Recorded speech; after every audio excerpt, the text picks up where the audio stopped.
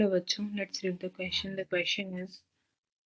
assertion. A person receives more injury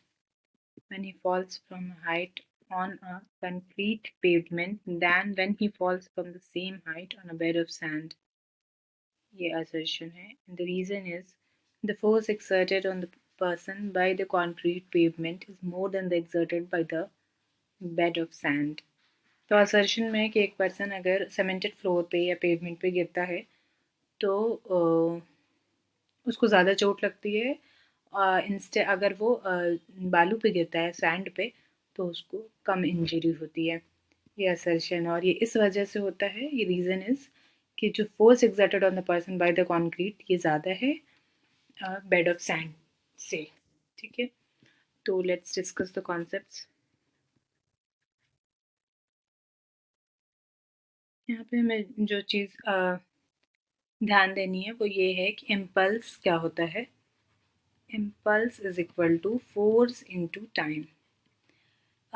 time मतलब ये force जितने समय के लिए एक्ट हुआ इसको हम इम्पल्स कहते हैं और impulse can be defined as delta p change in momentum is f into t तो फोर्स को हम कैसे लिख सकते हैं delta p by t it means कि अगर टाइम स्मॉल है तो फोर्स ज़्यादा होगा ठीक है इन दोनों का अगर डेल्टा पी सेम है तो इन दोनों फोर्स और टाइम का इन रिलेशन इन्वर्स है तो अगर कोई कंक्रीट पेवमेंट पे गिरता है मतलब कंक्रीट पे गिरता है कोई पर्सन अगर कंक्रीट पे गिर रहा है तो ये क्या होता है ये जैसे ही गिरेगा मान लीजिए इसके पास कुछ मोमेंटम है इनिशियल ठीक है और उसके बाद वो जैसे ही गिरेगा इसका जो है फाइनल मोमेंटम जीरो पे आ जाएगा in a very short period of time ठीक है तो एफ इज इक्वल टू क्या हुआ डेल्टा पी फाइनल ज़ीरो और इनिशियल कुछ था तो डेल्टा पी मान लेते हैं पी आई ही होगा क्योंकि P F minus P I करेंगे तो माइनस हम इसका सिर्फ मॉड ले रहे हैं तो पी अपॉन डेल्टा पी मान लेते हैं पी है पी आई भी नहीं छोड़े पी है ठीक है और टाइम कम है यहाँ पे ये वाला टाइम जो है ये स्मॉल है तो फोर्स ज़्यादा लगेगा लगेगा पहले केस में दूसरे केस में क्या होगा कि force is equal to again delta p upon t इस केस में भी डेल्टा पी सेम होगा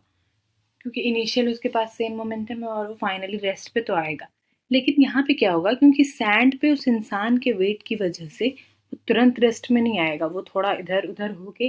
रेस्ट में आएगा मतलब रेस्ट में आने में यहाँ पे टाइम लगेगा तो ये वाला जो टाइम है ये यहाँ पे ज़्यादा होगा ये दोनों सेम है quantity P P upon T ठीक है तो ये अगर पी सेम है और ये वाला क्वांटिटी ज़्यादा है तो सेकेंड केस में फोर्स कम लगेगा और जब फोर्स कम लगेगा उस पर्सन पे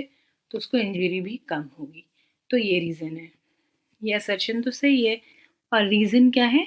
कि the force exerted on the person by the concrete pavement is more than the exerted by the bed of sand तो ये बात सही है और ये असर्शन का एक तरह से सही एक्सप्लेनेशन भी है तो यहाँ पे करेक्ट ऑप्शन होना चाहिए ए both A and R are true and R is the correct explanation of A. I hope you will understand. Thank you.